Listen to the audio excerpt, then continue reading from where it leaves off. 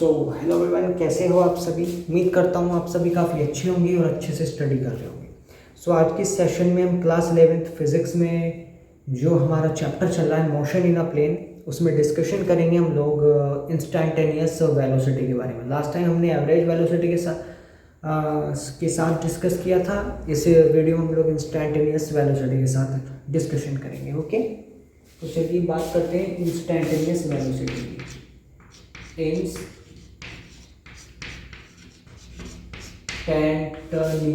Spelling देख लेना भाई, है ना। Instantaneous velocity. अच्छा, अगर मैं इंस्टैंटेनियस की वेलोसिटी की बात करूं, अगर मैं इसके शब्द पर जाऊं, इंस्टेंट का मतलब होता है किसी पार्टिकुलर मोमेंट पे, या किसी पार्टिकुलर पॉइंट पे, या किसी पार्टिकुलर क्षण के लिए। ठीक है, मतलब कि किसी पार्टिकुलर मोमेंट के लिए, पॉइंट के लिए, क्षण के लिए, या कह दीजिए किसी छोटे अंतराल के लिए, है ना, या कह दीजिए बहुत छोटे समय के लिए, स्मॉल टाइम के लिए।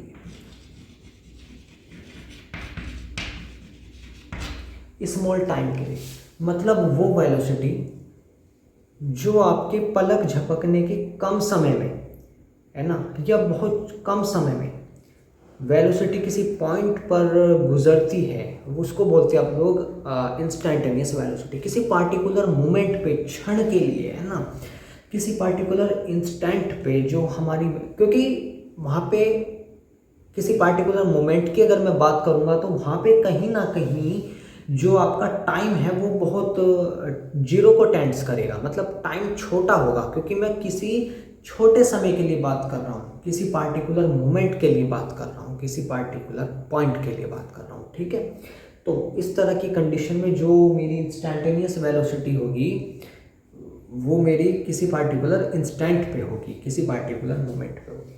तो मैं लिखूंगा यहाँ पे इंस्टैंटेनियस वेलोसिटी, आप पूरा लिखना है इसको। ठीक है, at a particular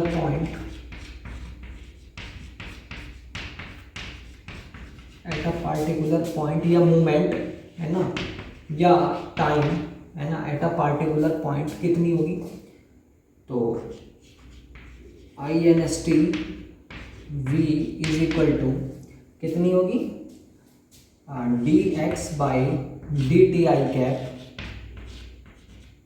plus dy by dt j cap. क्योंकि वो x एक्सिस के अलोंग भी हो सकती है, वो y एक्सिस के अलोंग भी हो सकती है ना, क्योंकि वो प्लेन में है। दोनों कंपोनेंट इसलिए लिए मैंने क्योंकि वो 2D में है, क्योंकि वो वेलोसिटी आपकी प्लेन में है फिलहाल, है ना। 2 एक्सिस विल चेंज। ठीक है, जब भी मैं 2 एक्सिस लूंगा तो आपके दिमाग में ये आ जाना चाहिए कि मैं प्लेन की बात कर रहा हूँ, 2 डायमेंशनल की बात कर रहा हूँ। ठीक है, तो ये मेरी इंस्टैंटेनियस वेलोसिटी थी। देखो इस तरह से, ये y एक्सिस, ये x एक्सिस। ठीक है, ये मान लीजिए कि ये कोई पॉइंट हो गया मेरा P1 और ये कोई मेरा पॉइंट हो गया P2। इस P1 से जो मेरी वेलोसिटी गुजरी V1 किसी पार्टिकुलर पॉइंट पे, यहाँ कोई लंबा चौड़ा रास्ता तो है नहीं, है ना, या यहाँ पे बहुत ज़्यादा टाइम है आपके पास इस पार्टिकुलर पॉइंट पे, ये इस पार्टिकुलर पॉइंट पे यहाँ पे आपका जो मोमेंट है, जो क्षण है, वो बहुत ज़्यादा है, नहीं ऐसा नहीं है। यहाँ पे पॉइंट है, पॉइंट की बात की गई है यहाँ पे, तो यहाँ पे कहीं ना कहीं किसी पार्टिकुलर क्षण पे, इंस्टेंट पे, मतलब वहाँ पे जो टाइम होगा वो थोड़ा कम होगा, थोड़ा नहीं बहुत ज़्यादा कम होगा। ठीक है, तो वो होगी मेरी इंस्टैंटेनियस वेलोसिटी। क्योंकि हमने अभी तक क्या पढ़ा था, हमने एवरेज वेलोसिटी में तो ये पढ़ा था ना मेरे भाई कि v vector is equal to delta x by delta T. ठीक है, delta x by delta T पढ़ा था। अब अगर टाइम जीरो को टेंड्स कर रहा है, limit x tends to zero, t tends to zero, तो dx बाई dt हो जाएगा। ठीक है, वो dx बाई dt में चेंज हो जाएगा, क्योंकि यहाँ पे टाइम जीरो को वेरी कर रहा है, जीरो को जो है शो कर रहा है। तो जीरो का मतलब तो यही हो गया कि वो वहाँ पे जो टाइम है वो थोड़ा कम है, और वो टाइम कम इसलिए है क्योंकि मैं किसी पॉइंट की बात कर रहा हूँ, पार्टिकुलर मोमेंट की बात कर रहा हूँ, पार्टिकुलर इंस्टेंट की बात कर रहा हूँ। तो वहाँ पे ये मेरी इंस्टेंटेनियस वेलोसिटी होगी।